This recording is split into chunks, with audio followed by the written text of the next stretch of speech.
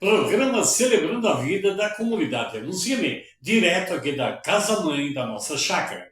Que Deus te abençoe nesse dia, te dê muita graça, muita saúde principalmente, saúde física, é claro, mas saúde espiritual também, para a gente ter alegria. Alegrai-vos então, porque estamos celebrando a vida e nós temos que celebrar a vida todos os dias.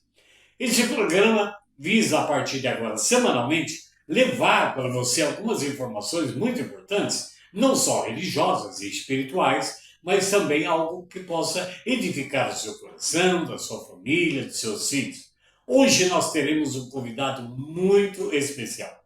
É um professor de judô que atende como voluntário aqui na comunidade Anuncia-me, fazendo um trabalho social. E nós queremos, então, daqui a pouquinho, ele vai chegar por aqui e nós vamos entrevistá-lo, falando um pouquinho do judô, o que é isso, o que não é isso, que bem que traz para nós e qual é o mal que pode causar se a gente não souber direcionar direitinho esse trabalho do judô.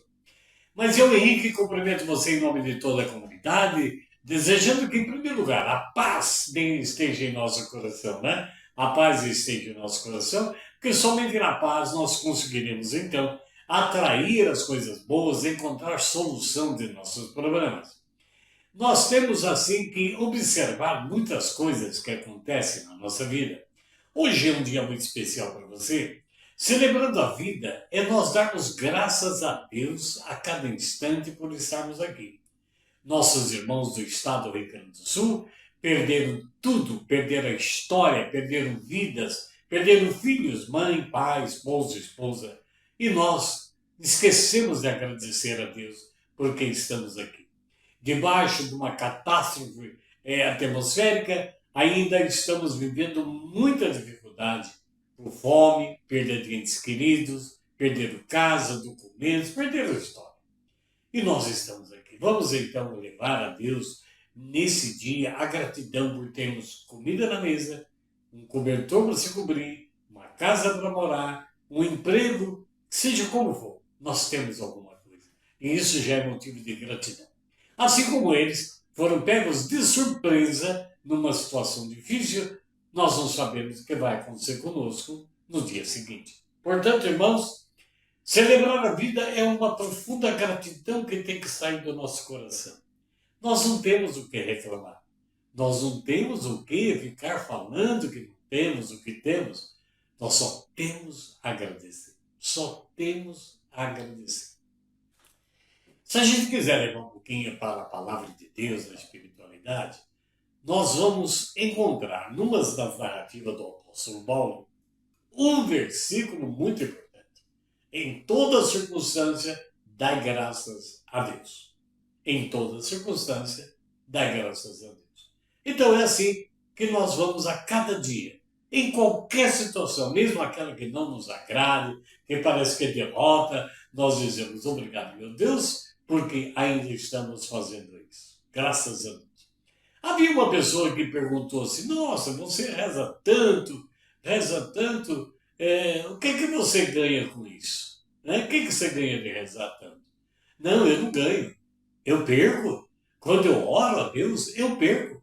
Eu perco orgulho, eu perco a vaidade, eu perco o modo de ser, controlo o meu temperamento, eu perco tudo aquelas mágoas que eu tinha, ressentimento, tudo isso perdi. Depois comecei a orar. O que eu ganho é a divina providência que ele dá o que ele quer, quem ele quer. Então, quando alguém perguntar o que você ganha de rezar tanto, diga assim, não, você não ganha. Eu não ganho. Nós perdemos. Perdemos a vaidade, o orgulho, a prepotência, a superioridade. Perdemos um monte de coisa que estava travancando a nossa vida para ganharmos vida nova. E nós queremos a cada dia que você que vai acompanhar nós semanalmente por esse programa, saiba também vivenciar isso. A gratidão e dar graças a Deus por perder tantas coisas que nós acumulamos e achamos que estamos ganhando. De que vale a vida? De que vale? Nós vamos deixar tudo aqui, não vamos levar nada. E a gente fica numa briga tremenda, numa confusão, numa politicagem tão ruim, tão difícil, que a gente não percebe que isso só alavanca a nossa vida. O materialismo tomou conta do coração das pessoas. Não estou dizendo que você não deve sonhar de ter os seus bens, seu veículo, seu conforto. Não, nós tenhamos sim, com a graça de Deus. Mas somos apegados demais e vamos largar tudo aí para as pessoas venderem, darem fim, darem para as pessoas tudo que nós construímos. Nem a nossa inteligência fica. Fica exemplos. Fica apenas exemplos. O resto, tudo vai ficar aqui. Então, nós vamos perder tudo. Construímos para o bem comum, para a família, para a sociedade, até para nós mesmos. Mas vamos acabar ficando sem nada, de repente, porque não vamos levar nada daqui. Então, vamos perder tantas coisas humanas, tantos apegos, para que a gente ganhe a alegria de aproveitar o tempo, ter um lazer, fazer esporte, ler um bom livro, assistir bons programas, conviver com pessoas, jogar a conversa fora, né? Para sairmos desse marasmo que estamos. Mesmo na religiosidade, nas celebrações, eu tenho observado, as pessoas se apegaram de tal modo ao celular que elas não conseguem se libertar disso. O dia inteiro fica no celular, não há necessidade disso. É um item que Deus permitiu para que nós entremos em contato, comunicamos com pessoas, mas a gente fala tanta asneira, tanta conversa sem necessidade, assistimos tantos vídeos, até imorais, né, políticos, que não nos levam a nada, a gente não ganha nada com isso. Vamos revigorar nossa vida, vamos celebrar a vida realmente, para que a gente possa ter uma vida digna, de homem, de mulher, de filhos. E isso, é claro, quando eu começo a viver, eu começo também a partilhar, né, a testemunhar com meus filhos, com minha casa, minha família e meus próprios amigos na sociedade. Então, meu querido e minha querida, dentro de alguns minutos teremos aqui o nosso querido professor de judô, que vem trazer para nós orientações. Muito mais, eu sou curioso, quero saber dele. Como começou o judô? Como foi isso, né? Quem que inventou esse negócio de judô? É uma luta marcial para a gente se defender, para a gente atacar? Como é que é isso? Que bem traz para crianças e adultos o judô? Tudo isso nós vamos ouvir, porque tendo um projeto social que nós notamos que a disciplina, a educação, o silêncio de poucas crianças aqui, quase 25 crianças, que tem um contraturno, tem aula de manhã e aula à tarde, duas vezes, às vezes uma vez, duas vezes por semana, a gente notou uma mudança dessas crianças. Então acaba mudando, dando disciplina para nós, respeito aos mais velhos, respeito à sua família. Então é isso que nós vamos conversar aqui hoje, dentro de mais alguns minutos. Meu querido e minha querida comunidade do Cine está à sua disposição.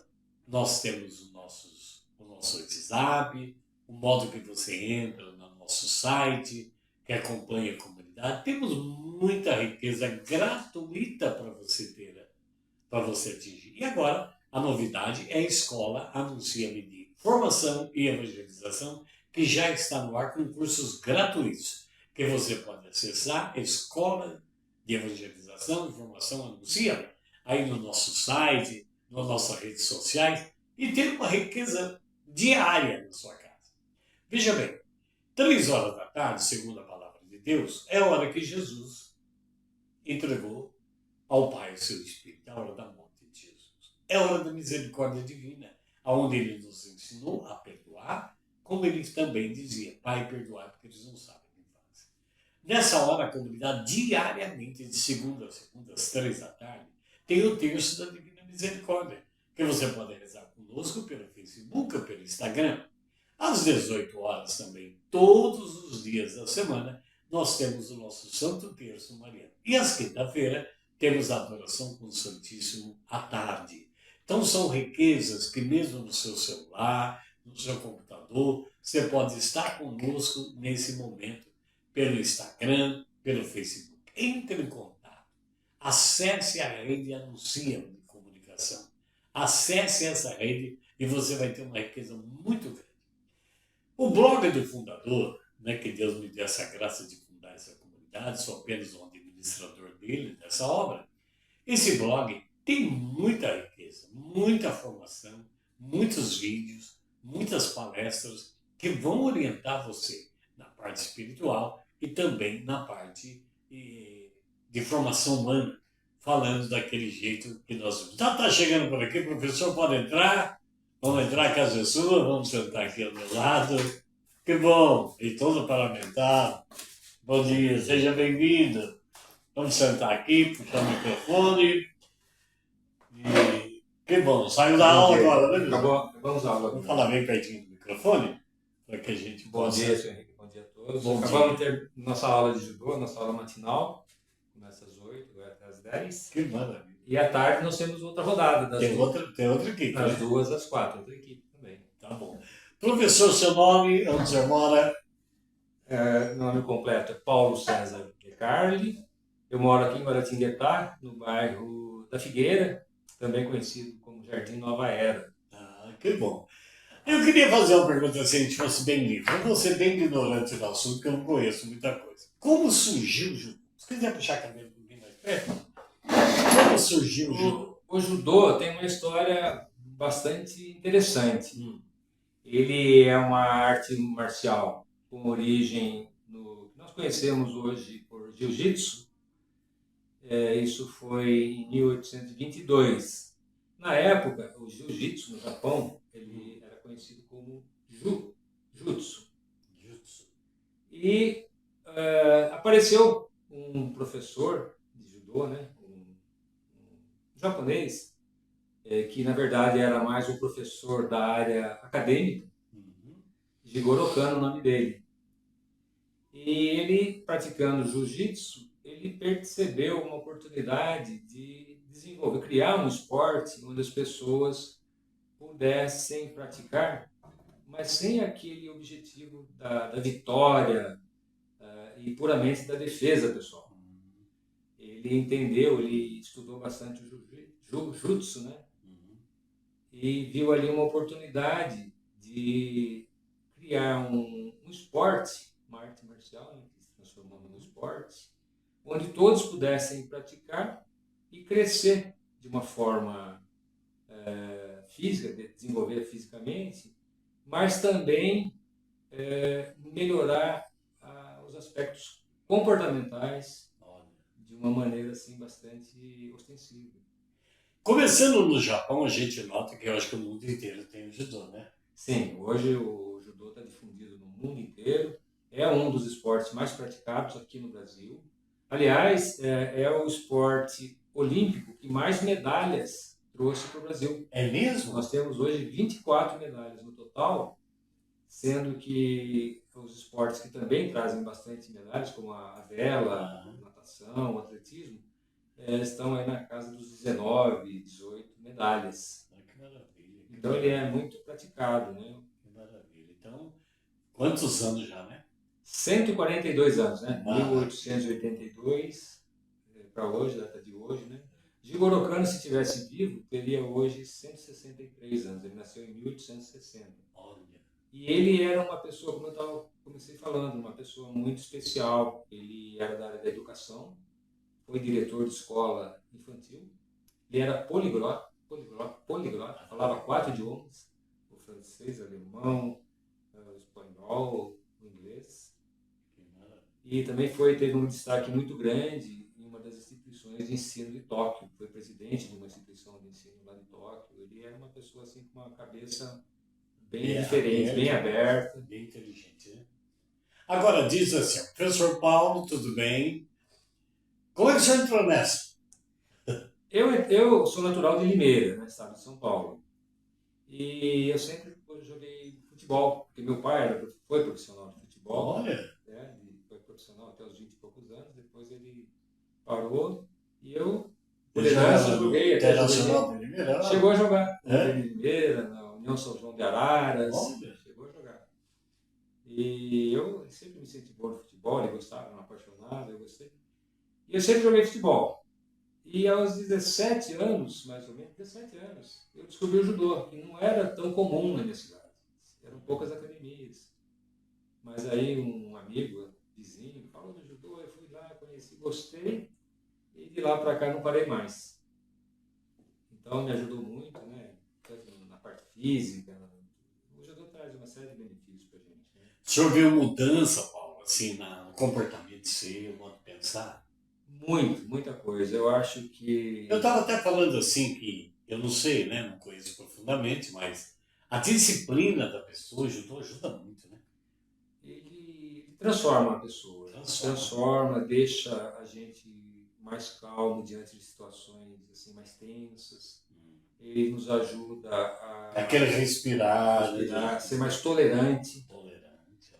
A prática do judô envolve muita persistência, muita perseverança, resiliência, porque a gente aprende uma técnica, uma sequência de técnicas e a gente precisa praticar insistentemente para poder fazer uso dela nas competições, nos treinos. Então isso para a vida acaba sendo um aprendizado também.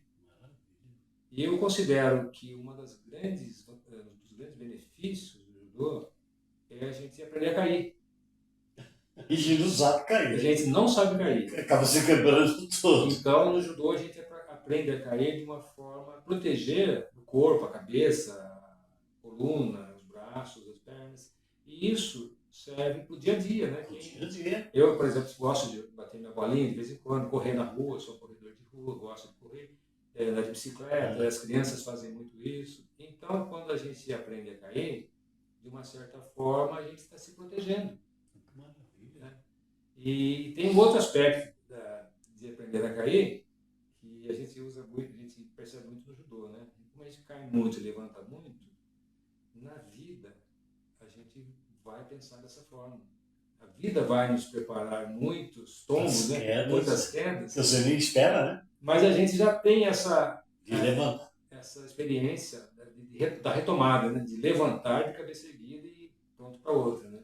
Você veio de Limeira para Guará? Vim de Limeira para Guaratinguetá com 17 para 18 anos, veio estudar aqui na faculdade, na Unesp, fiz engenharia mecânica e aqui fiquei. Que bom.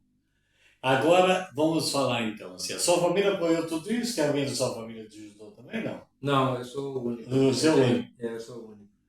E quando que você começou como voluntário aqui fazendo esse trabalho maravilhoso que você faz na comunidade anunciando com as nossas crianças? Obrigado. Eu comecei há mais ou menos 4 para 5 anos, quando a gente trabalhava na escola aqui ao lado, que hoje não existe mais, está fechada, né? E foi a minha segunda experiência com crianças. Eu tinha dado aulas em escolas aqui da cidade, né? Junto com um professor, o professor Carlos Godoy, né? Que me convidou a dar aulas também. Então eu cheguei a dar aula no Einstein, no Colégio do Carmo, eu dei aulas também na Coab Bandeirantes. Que maravilha, maravilha. Mas antes disso eu sempre fui um atleta, assim, competidor. Cheguei a representar agora Guaratinguetá em jogos regionais. Como adulto, né? Como adulto, como sênior, na categoria sênior. Eu também, quando eu trabalhei na Embraer, sou aposentado, engenheiro aposentado lá na Embraer. Lá já existiam os jogos das indústrias e eu representava a equipe também da Embraer. Então tem uma história legal aí. Agora o senhor pegou aí uma garotada que chegaram aqui meio rebelde, meio isso, cada um trouxe uma história de casa como crianças. Da sua família, o que o senhor hoje vê mudança nessas crianças? A primeira coisa que eu percebo é uma mudança no comportamento. Eles, quando chegam bastante arredios, assim, sem muitas regras, não ouvem muito, não param para pensar, não tem muita paciência em ouvir.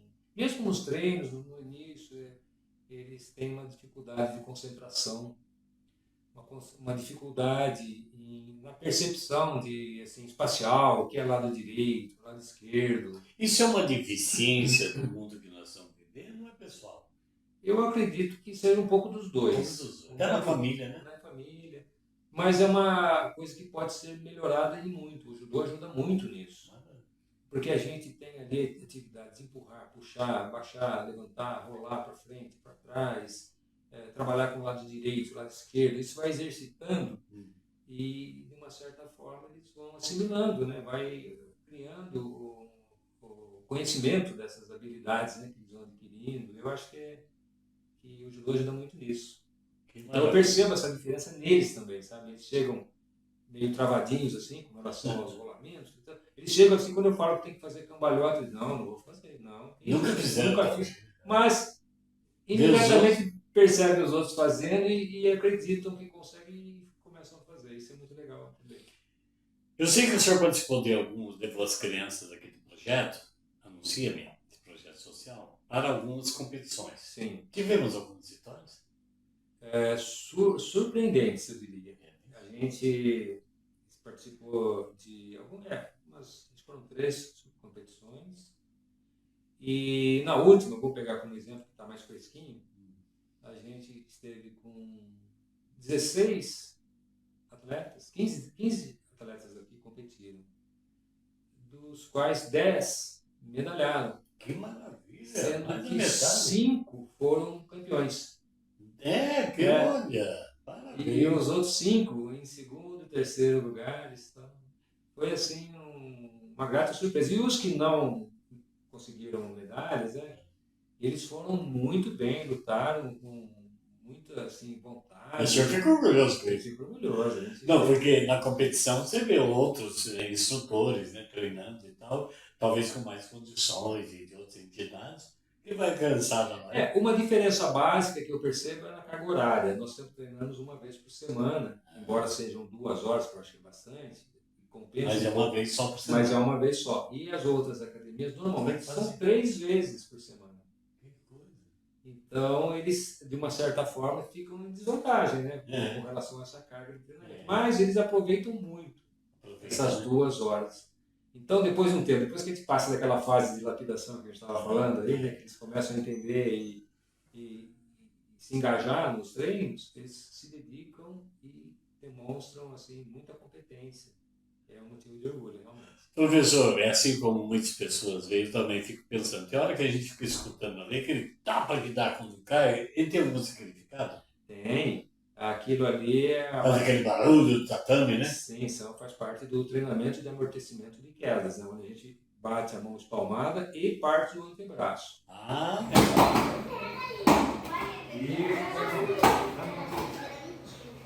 o quê? Gira e bate. Bate.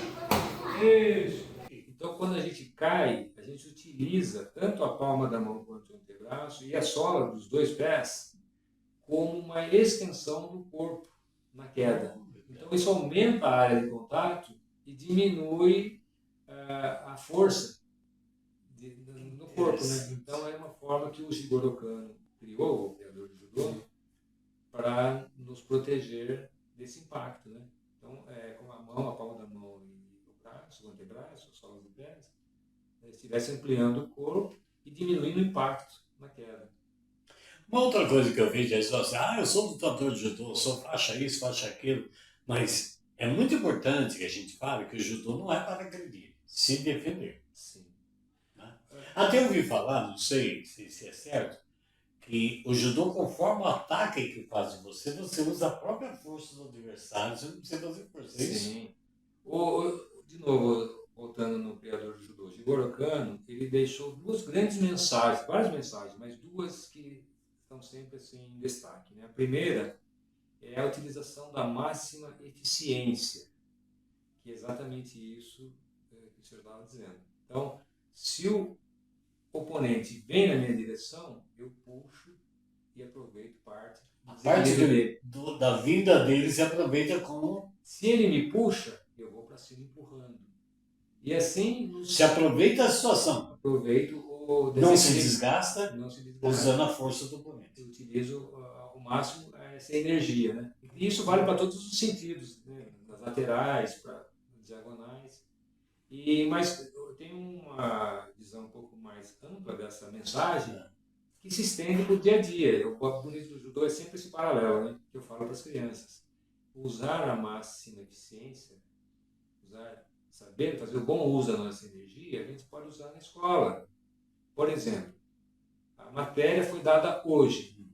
Eu chego em casa e não vou guardar o caderno, o livro em algum lugar, só vou retomar aquele assunto na véspera da prova, porque eu vou demandar uma energia tremenda. lembrar tudo aquilo. Então, o que é usar a máxima eficiência? Durante a aula eu anoto tudo o que foi falado, o professor, tudo que ele disse, todos os detalhes eu escrevo. Chego em casa, tomo banho, janto, não sei o quê. E releio para memorizar tudo aquilo que foi ensinado. Isso torna tudo mais fácil. Quando eu tiver a prova, aquilo é um resgate muito mais simples, porque eu já absorvi tudo integralmente. E isso é utilizar a nossa energia. Lindo, lindo. Outra coisa que eu vi o senhor falando no dia de treinamento, vocês têm que ter postura na escola. Se não for bem na escola, os donos fica de castigo. Esse é um grande valor, né? A formação da criança. Né? A segunda mensagem, por sinal, trata disso. A gente se desenvolver, mas querer também a prosperidade e benefício dos outros.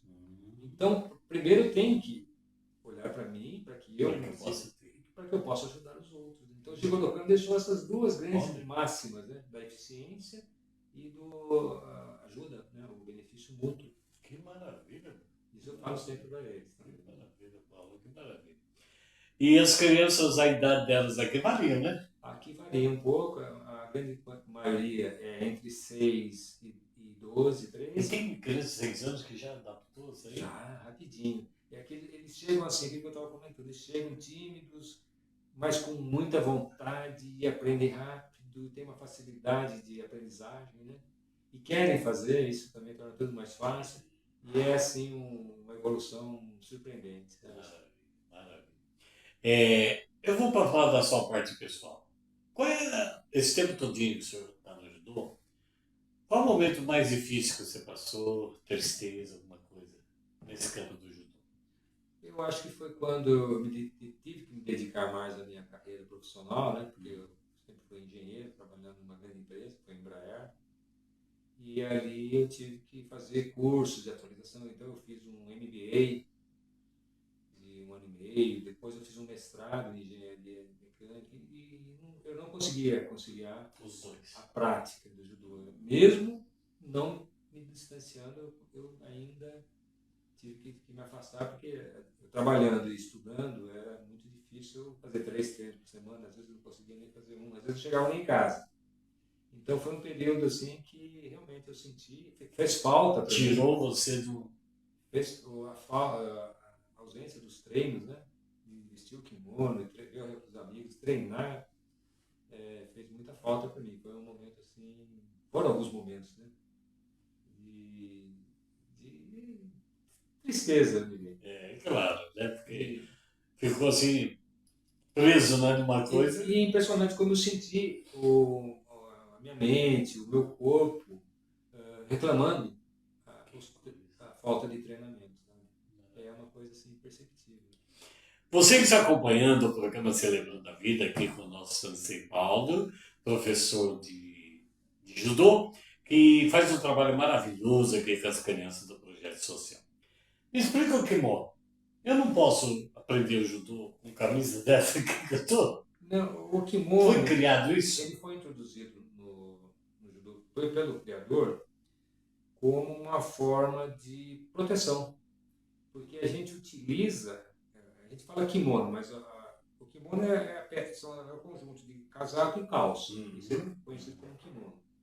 A vestimenta do judô se chama judogi. Judogi, porque além do kimono tem a faixa e o chinelo também faz parte da vestimenta. Faz parte. Então o judogi é o kimono, o casaco, calça, faixa, mais o chinelo.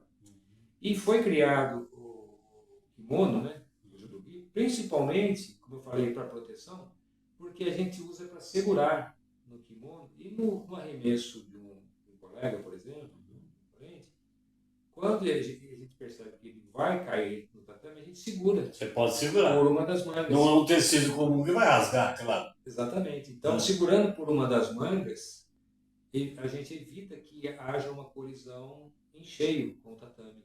É uma meia colisão porque eu estou segurando do outro lado. Então, ele foi pensado como uma proteção. E também com relação ao atrito com os tatames, isso vai esfolando, protege. Então, a roupa é para proteção. É um conhecimento que às vezes muitas pessoas não ligam, mas que conhecendo, adentrando um pouquinho mais, esse programa levando para as pessoas orientações, às vezes, eu vou até perguntar, Tem alguma criança que tem problema, às vezes, de atraso mental, alguma coisa que vem na sua história. O senhor viu alguma evolução? Porque às vezes tem alguns pais em casa, estão lá em tal cidade assistindo esse programa, que legal, tal. É interessante que eles ponham numa academia, ponham num projeto, né, para ver mudança na criança. Eu acredito que as crianças, elas vibram com as outras crianças, né? Elas têm essa característica, esse dom de interação com outras crianças. É como se a alegria de algumas crianças migrasse para outras, né? E isso que eu acho que é o importante nesse convívio no tatame, né? Então eu percebo sim, aquelas crianças que têm algumas limitações ou elas mesmas acabam se impondo algumas restrições, no momento que estão em contato com outras, com o kimono, que tem toda essa preparação para a prática do judô, elas acabam se envolvendo e superando essas restrições, essas limitações, coisa assim que muitas vezes até é inexplicável, né? Mas é um sentimento que aflora. E pode ajudar muito a criança ou adolescente, né, a ter uma visão diferente de si mesmo, né? Sim, sim, sim. O judô ele é muito conhecido por trazer uma autoconfiança, uma autoestima para a pessoa.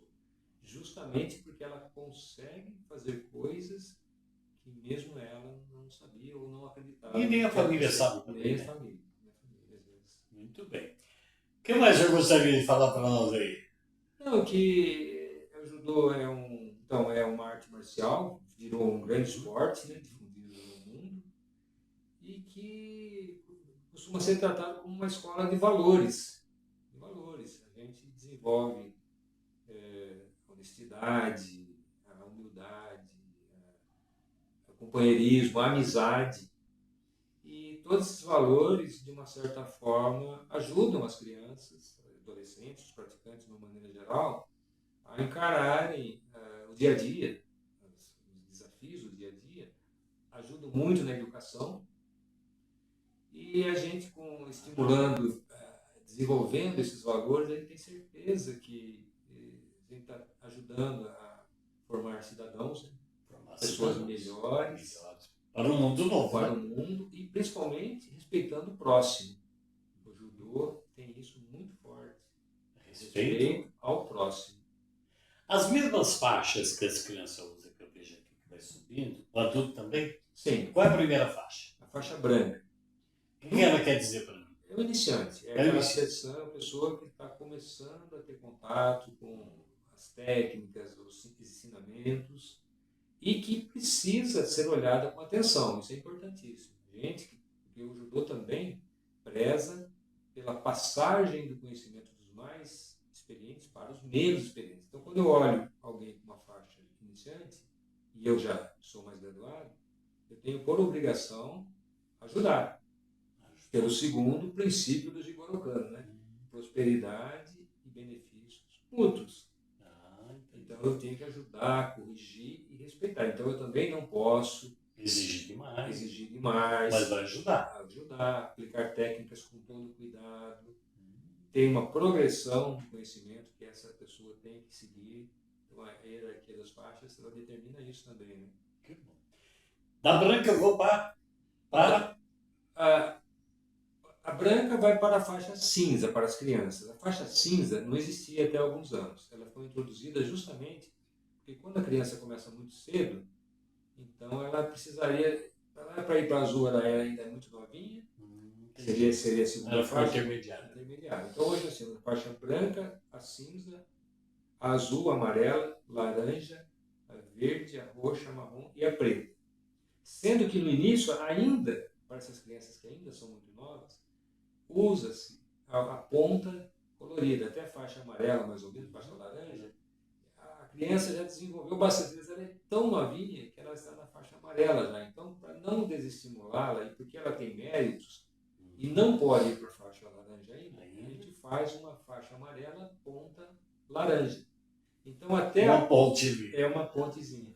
Então, da faixa branca até a faixa laranja, utiliza-se essas pontas também, além da faixa cinza. A máxima é faixa preta? Não, a faixa preta é o limite. A faixa preta é é a última faixa de uma escala de graduação normal. Até, a gente diz o seguinte, o atleta é faixa preta, de uma forma genérica, mas a faixa preta ela tem ainda 5 graduações, como preta. Como preta? Sendo que cada uma delas tem um risco vermelho, que é conhecido como Dan. Então eu tenho faixa preta, primeiro Dan, 2 risquinhos, segundo Dan, 3 risquinhos, terceiro Dan, até o quinto Dan. Do sexto Dan até o oitavo Dan, ela passa para vermelha e branca. A gente fala de coral, são listras vermelha e branca, como se fosse uma cobra coral. Uhum. E o nono e o décimo último grau, nono e décimo são faixas inteiras vermelhas. Inteiras? Inteiras vermelhas. Esse é o máximo? O máximo, o décimo grau. Esse já é o quê? Um lutador? Esse já é o top. O top do top, já não tem mais para onde progredir. Normalmente são os atletas mais antigos, mais experientes. Que levam um tempo também, não é assim? Não é uma rapidez. Não, existem carências longas entre faixas e quanto maior a graduação, maior é o período de carência. Para não virar uma competição também, eu sou faixa isso, faixa aquilo, vai... Eu vou ganhando aquilo e não fico vaidoso por isso. E normalmente, os mais graduados, a partir de quarto, quinto, sexto dan, eles já não são mais competidores. Eles atuam mais, eles são mais valorizados pela contribuição na formação de novos atletas. Já não competem. Não competem. Que maravilha. Olha, eu só tenho que agradecer a Deus por esse primeiro programa, por essa entrevista, que tenho certeza que em casa muitos pais, muita mãe, acolhido. E esses jovens também que aí estão, às vezes está no marasmo, aí só fica na internet, vai fazer o YouTube, vai ver sua cabeça vai mudar totalmente. Queria que o senhor olhasse lá para a nossa câmera ali e deixasse uma mensagem para os pais. Olha, primeiramente eu gostaria de dizer que incentivem as crianças, os filhos, sobrinhos, netos, a praticarem esportes de uma maneira geral. Eu recomendo o judô, porque eu sou praticante de judô, gosto de judô, conheço, sei que o judô é altamente indicado, já foi reconhecido pela Unesco como um dos melhores esportes para crianças e adolescentes, por tudo de bom que ele traz para a gente. E incentive. Para aqueles que já praticam, estimulem as competições, a participação em competições, mas lembrando que a competição nunca é o fim. A competição é um local, um momento onde as crianças, adolescentes vão para se autoavaliarem. Não vão competir com outros, muito pelo contrário. Nas competições existe a oportunidade de se fazer mais amigos que estão lá com outras academias. Então isso é uma mensagem que eu gostaria de deixar para os pais que têm filhos ou conhecidos, ou, como eu falei, crianças próximas que praticam. E para vocês, pais, avós e tios, também recomendo. Venham para o judô.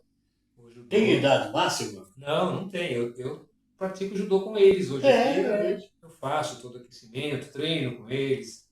O judô é muito rico na parte inicial, onde a gente trabalha os fundamentos básicos, os alongamentos, as técnicas de queda. A gente aprende a cair na parte inicial. É obrigatório a gente fazer esses exercícios de amortecimento de quedas. Então, tudo isso, só nesse início das aulas de judô, já serve como uma grande aula de academia para a gente. Então, eu recomendo sim a prática para qualquer idade. É lógico que cada um vai saber as suas limitações, mas eu tenho certeza que muitas dessas limitações serão superadas. Muito bem.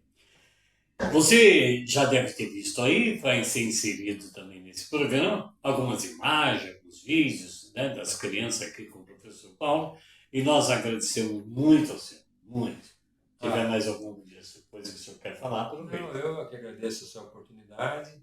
Quero dizer que eu gosto muito daqui, eu acho que o local é maravilhoso, esse espaço que a comunidade disponibiliza aqui para o judô é perfeito. Aliás, Jigoro Kano, quando começou com a primeira academia de judô, que foi a Kodokan, a área total dos tatames era de 20 metros quadrados. Aqui nós já temos 40 metros quadrados, ou seja, estamos com o dobro do início da Kodokan.